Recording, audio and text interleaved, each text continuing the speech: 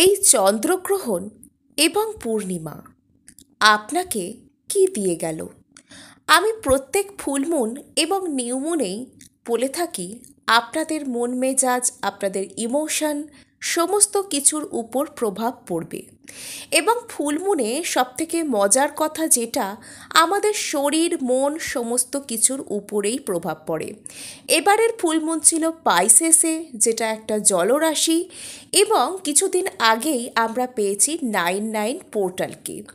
এবারের ফুলমুনে lunar eclipse তথা চন্দ্রগ্রহণও ছিল। পূর্ণিমার দিন আমাদের ইমোশন, আমাদের মন সমস্ত কিছু তার আগে থেকেই, শুধুমাত্র পূর্ণিমার দিনই বলি কেন, যে কোনো কিছু পোর্টাল, যে কোনো কিছু মহাজাগতিক ঘটনা তার এফেক্ট শুরু হয়ে যায় মোটামুটি তার 3-4 দিন আগে থেকে, এবং তার 3-4 দিন পর পর্যন্ত তার এফেক্ট চলতে থাকে।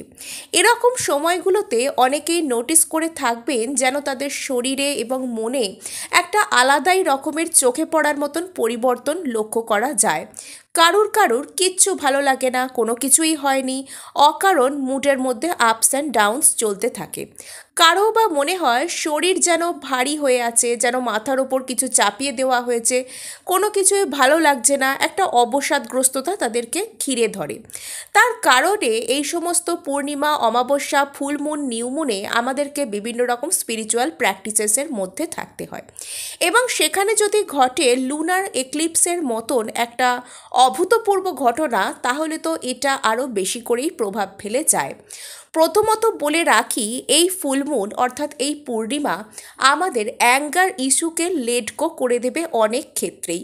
কেননা এর আগে আমরা 9/9 পোর্টালকে পেয়েছি। 9 অর্থাৎ যেটা কিনা কারেজের নম্বর, মার্সকে রিপ্রেজেন্ট করে। মার্স কারেজ, অ্যাকশন, কিছু কিছু ক্ষেত্রে রাগ, প্যাশন অর্থাৎ ইমোশনের যে তীব্রতর রূপ সেটাকেই রিপ্রেজেন্ট করে থাকে।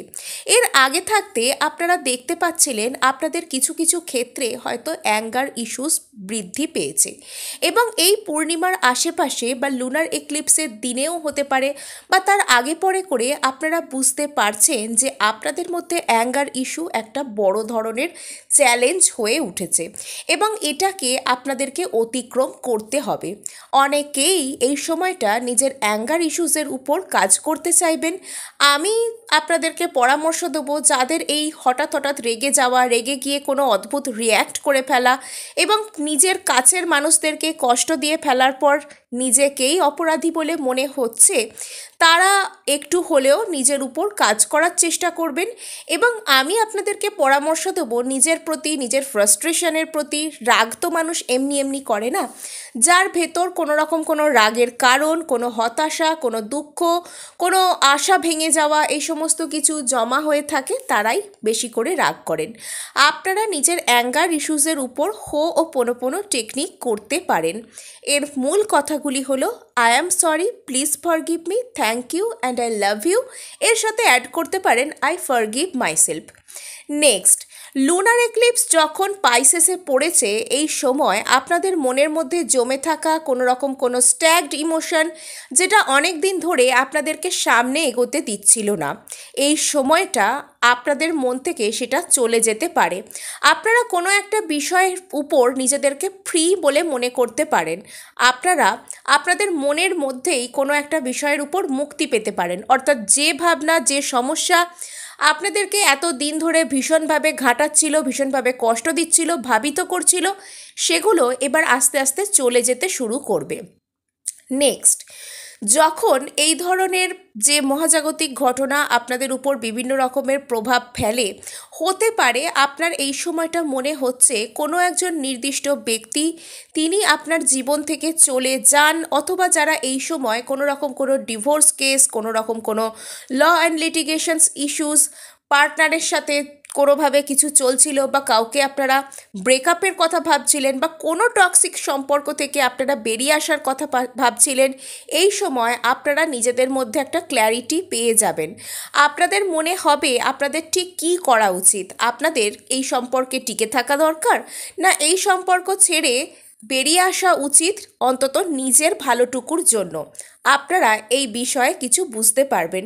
নেক্সট, যে কোনো রকম কোনো কিছু আপনাদের কেরিয়ারে হতে পারে, আপনাদের পার্সোনাল লাইফে হতে পারে, আপনাদের হেলথের দিক থেকে হতে পারে, আপনাদের পরিবারে হতে পারে, যে কোনো রকম সিচুয়েশন, যে কোনো রকম একটা ইস্যু যেটা আপনাকে এতদিন ধরে এনগেজ করে রেখেছিল, আপনার মনে হচ্ছিল এই বিষয়টার উপর কাজ করা দরকার, এই বিষয়টার আপনার জীবনে গুরুত্ব রয়েছে, সেটা আস্তে আস্তে আপনার জীবন থেকে চলে যেতে শুরু করবে। আপনি এই বিষয়টার উপর আর নতুন করে ইন্টারেস্ট খুঁজে পাবেন না।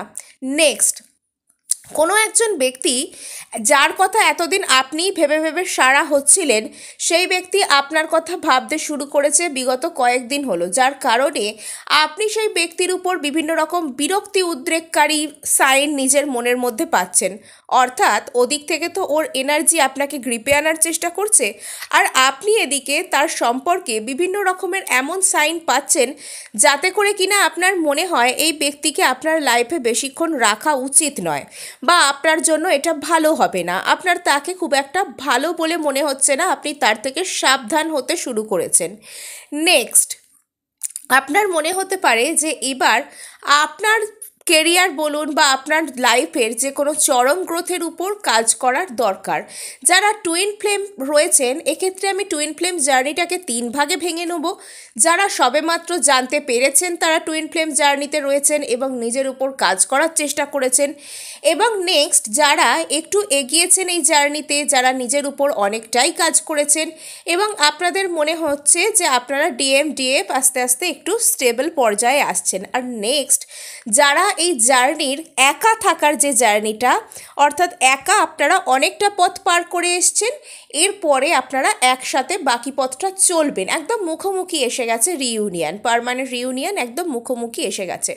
প্রথমে যারা জার্নি শুরু করেছেন তাদের এই সময়টা ভীষণ একঘেয়ে লাগতে পারে, তাদের এই সময়টা ডিভাইন ফেমিনিনে ডিভাইন ম্যাসকুলিনের প্রতি ভীষণ অবিশ্বাস জন্ম নিতে পারে, একটা রাগ সেটা থেকে যে এই মানুষটা তো আমার জন্য কোনো কিছুই করছে না, আমি কি করে এর উপর ভরসা করব, এবং আপনার মধ্যে থাকা যে ফ্রাস্ট্রেশন সেটা রাগ রূপে আপনার মনে দেখা দিতে পারে। আপনার কোনো কিছুই ভালো লাগছে না বলে মনে হবে, আপনার কিচ্ছু ভালো লাগবে না এবং আপনার ভীষণ ফ্রাস্ট্রেটেড লাগবে। যে মানুষটাকে এই সময় সবথেকে বেশি দরকার ডিএমকে, সেই সময় আপনি পাচ্ছেন না তাকে। এই কারণে আপনাকে বলা হবে নিজের ফ্রাস্ট্রেশনের প্রতি ডিএমের প্রতি হো'ওপনোপনো করতে পারেন, অথবা আপনি নিজের এই ইমোশনকে স্টেবল করার জন্য মেডিটেট করতে পারেন। এবং ডিএমের সমস্ত কিছুর প্রতি যেন একটা ছন্নছাড়া মনোভাব মনে হবে, কোনো কিছুর প্রতি উনি আলাদা করে আকর্ষিত অনুভব করবেন না, আবার কোনো কিছুকে যে ছেড়ে চলে যেতে হবে সেটাও উনি অনুভব করবেন না পুরোপুরি। ওনার সব কিছুর মধ্যে একটা দোটানা সেটা দেখা যাবে। আর যারা মিডল যে স্টেজটাতে আছেন, কিছু দূর পথ পার করেছেন একা একা এবং নিজেরা বুঝতে পেরেছেন অনেকটাই নিজেদের লাইফ পারপাস, সে পথে এগিয়েও পড়েছেন, তারা একে অপরের প্রতি একটা টান তো অনুভব করবেন, কিন্তু এখনও পর্যন্ত আপনারা নিজেদের মধ্যে যে মিলতে হবে সেই আর্জেসটা, ডিএমের মধ্যে সেই আর্জেসটা কিছু একটা এক্ষুনি অ্যাকশন নিতেই হবে, সেটা ঠিক পুরোপুরিভাবে দেখা যাবে না। এবং ডিভাইন ফেমিনিন এক্ষেত্রে কিছুটা ডিট্যাচমেন্টের পথেই হাঁটছেন। উনি যে ডিএমকে চেস করছেন বা উনি যে ডিএমের জন্য সবসময় ভাবিত হচ্ছেন তা নয়, উনি চুপচাপই আছেন, কিন্তু পুরোপুরি চুপচাপ নয়, নিজের জগতে বিজি রয়েছেন, নিজের উন্নতিতে চেষ্টা করছেন। আর ডিএম ওনাকে মনে মনে মিস করছেন, ভবিষ্যতে কি করে এক জায়গায় দুজনকে আনা যায় সেরকম চিন্তাভাবনা উনি রাখছেন, আবার নিজের কাজ, নিজের কেরিয়ার, নিজের গ্রোথেতেও উনি রয়েছেন। আর যারা এবার সবেমাত্র শুরু করবেন, এতদিন একা একা অনেক পথ পার করেছেন, এবার আপনারা একে অপরের সাথে মিলবেন, যাদের ইউনিয়ন একদম কাছাকাছি এসে গেছে, তারা একদম পুরোপুরিভাবে যে ডিভাইন ফেমিনিন তার এখনও আর এই ফুল মুন নিউ মুনে আলাদা করে ভাবিত হওয়ার মতন মানসিক অবস্থা নেই।